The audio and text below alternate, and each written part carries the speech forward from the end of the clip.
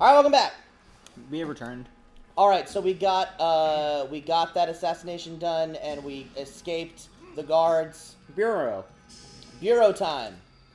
Let's turn in the assassination. Word has reached me of your success, Altair. Abu Nakud's reign of terror is at an end.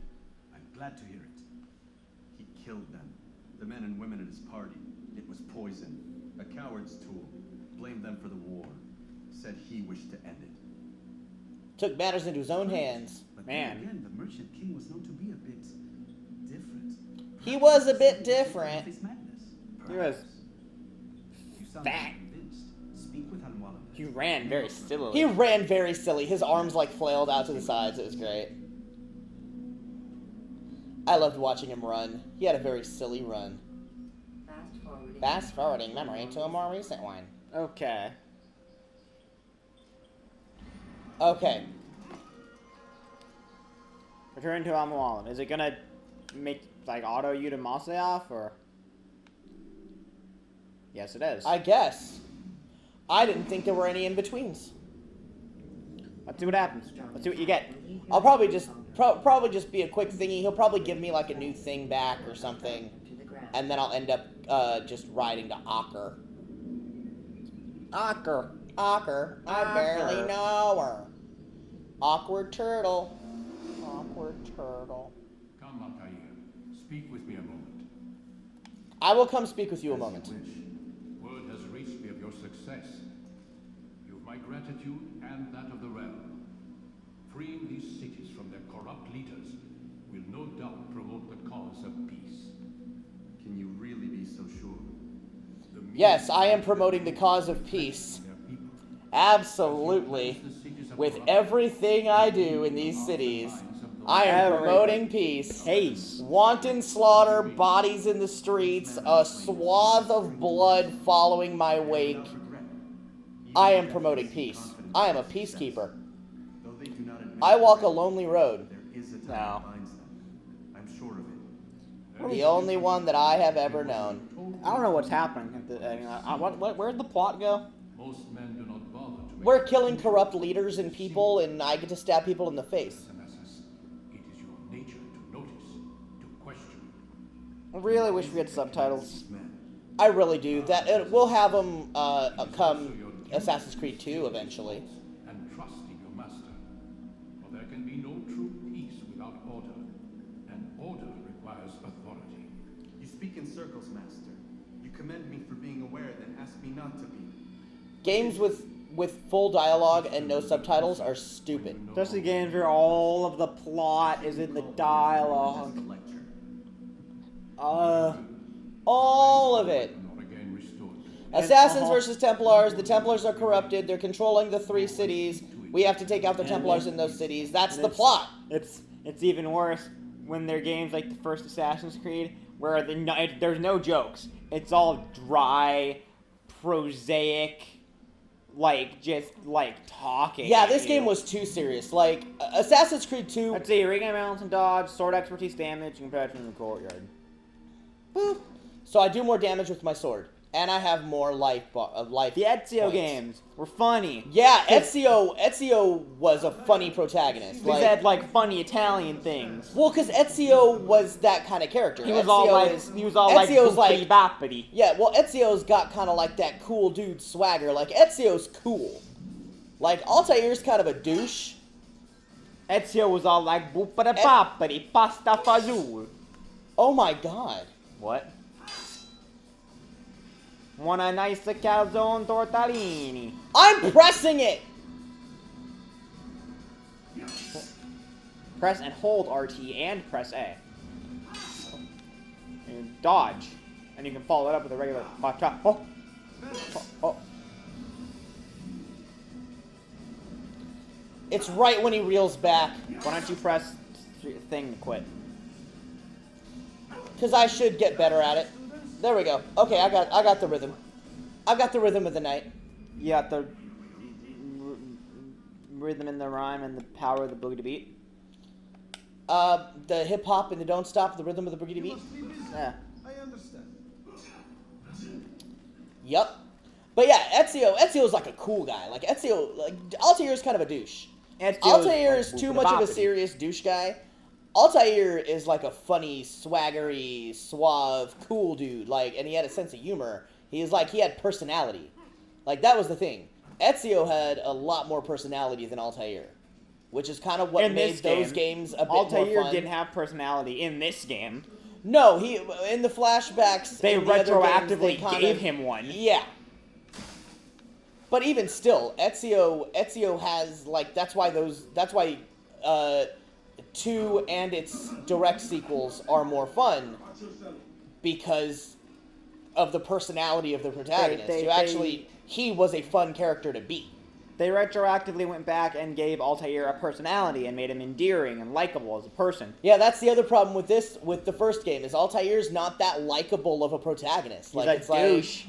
Yeah, it's like you're playing as him and you want to go stab people in the face and you get the fact that the Templars are corrupt and blah blah blah, but it's like the dude you're playing as, your avatar in this game, he's very like cocky. Isn't very likable. He never gets less cocky ever. He is just as cocky now as he was when he made 2 people die. Well, like, and even other games where you play as characters that are marginally could be considered douchebags. Like, even say as far back as, like, Grand Theft Auto 3. Any of the Grand Theft Auto games. The protagonists you play as they're criminals. They're kind of douchey, but they're kind of fun. They're lovable rogues. They've got a fun little personality to them. They're lovable rogues. Yeah, they're entertaining. Altair's not lovable.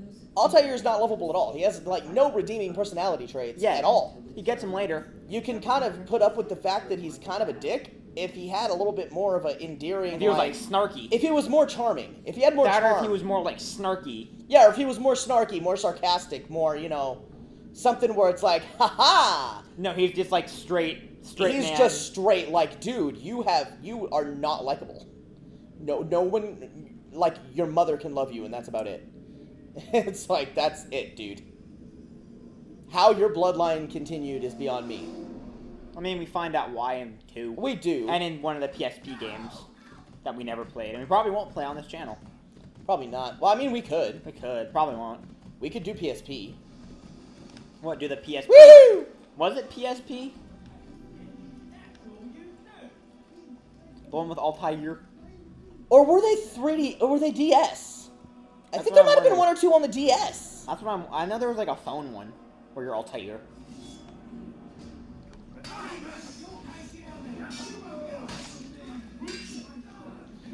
Come on, fucker. This is how I enter town. This is how I open doors. I swing swords at them. You guys are the door. I have to kick it down. If you guys actually put a big gate in front of the town, I would actually kick it down and not kill you guys. But you guys are the gate, so I have to kill you. I have to make an entrance.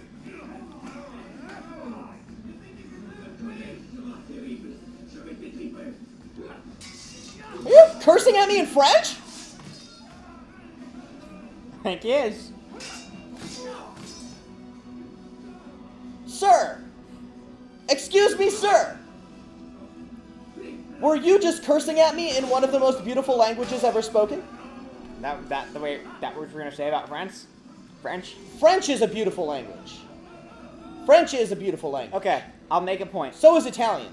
No, I'm gonna make a point. This is something I feel a strong conviction with. No language is any more beautiful than any other language. Every language sounds beautiful if spoken masterfully. Any language will sound beautiful if someone speaks it in a beautiful, eloquent way. I guess that is true. But like just some of like the inflection, I don't know, like I don't know. Maybe beautiful's not the right word. Maybe like Italian sounds very romantic. Well, it's a romance language. Yeah, Italian is a very romantic language. It's a romance language. Yeah. And just the way those languages are spoken is very romantic. If I remember right, it's Italian, French, and Spanish are the romance languages. Because they're from Rome. Well, not Rome specifically, but they have Latinate origins. Almost all languages currently spoken, almost, there are exceptions, There's if I remember right, the breakdown for the majority of languages are like based with a Latinate history or with a Germanic history. Yeah, like the majority of languages currently spoken are of Latin origin. If not, they are of a Germanic origin. Like Northern and Eastern European languages are of a Germanic origin, not meaning that they sprang up from German, or from people who were lived in Germany ever, but from roaming Germanic tribes who lived in Europe, right, and who before went on Germany to was settled. Yeah. Scandinavian languages, most are based off of Germanic languages. Yeah, like that's why a lot Slovakian. Of them, that's why a lot of them sound the same. Swiss. That's why it's hard to tell the difference between them. Dutch. It seems you are sincere in your desire to redeem yourself.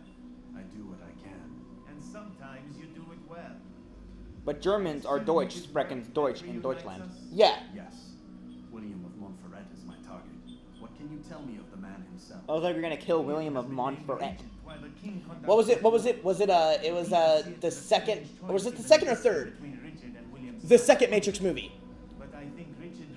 Where they're talking to the Merovingian guy, and he says how much he sampled all languages and French is his favorite, and he sits there and like starts rattling off just a bunch of obscenities in French, but he's like, sounds so beautiful, it's like wiping your ass with silk. Wow. That's like one of the greatest scenes in those movies. Richard has compelled William to remain here as his guest. You mean his hostage?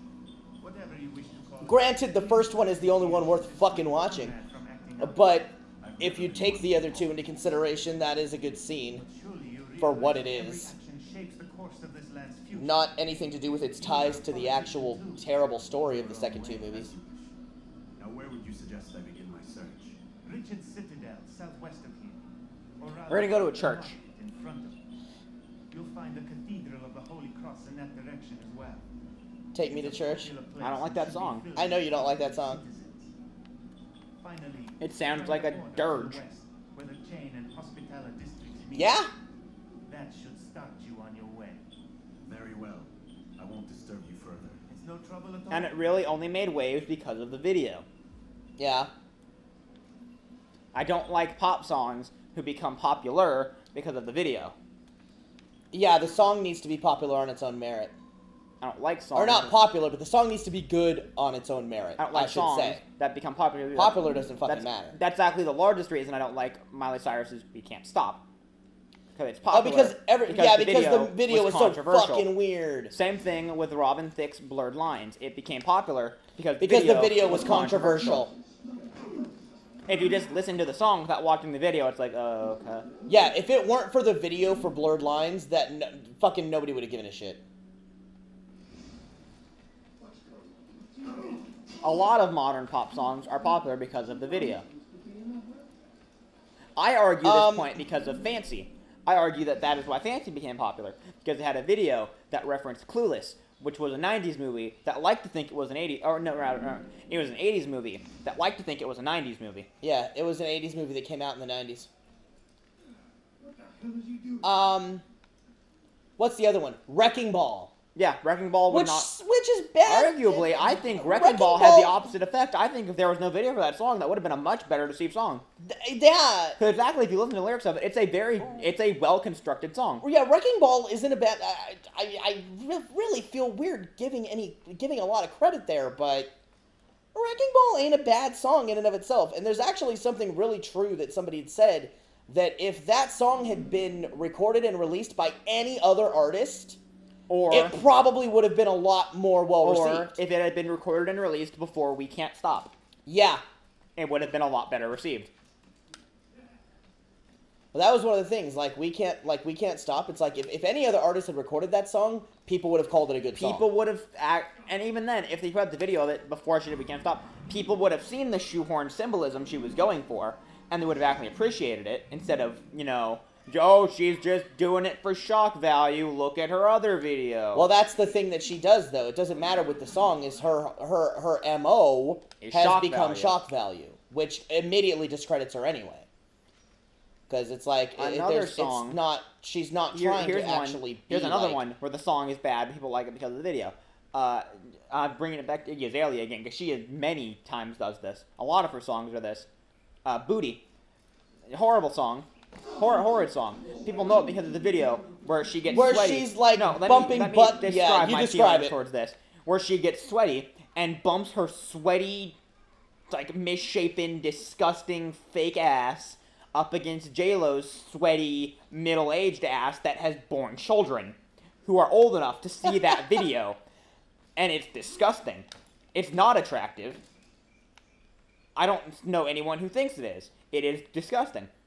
It is two sweaty women, one of whom is past her prime, the other Oh of my whom God. was never attractive and never will be because she looks like a kangaroo. Oh my god! Rubbing their sweaty asses together. Referencing songs that came out before their target demographic were conceived. Alright, so we found a checkpoint, and it's, Well, it's time for next time on Musical Nerds Plays I think Assassin's we both Creed. need a break after that. Wow, dude, you got salty. Usually when I'm the one playing, I'm the one that gets salty. You just got salty and you aren't even playing. I have strong feelings towards these things. Damn. Like, comment, subscribe, and stay nerdy.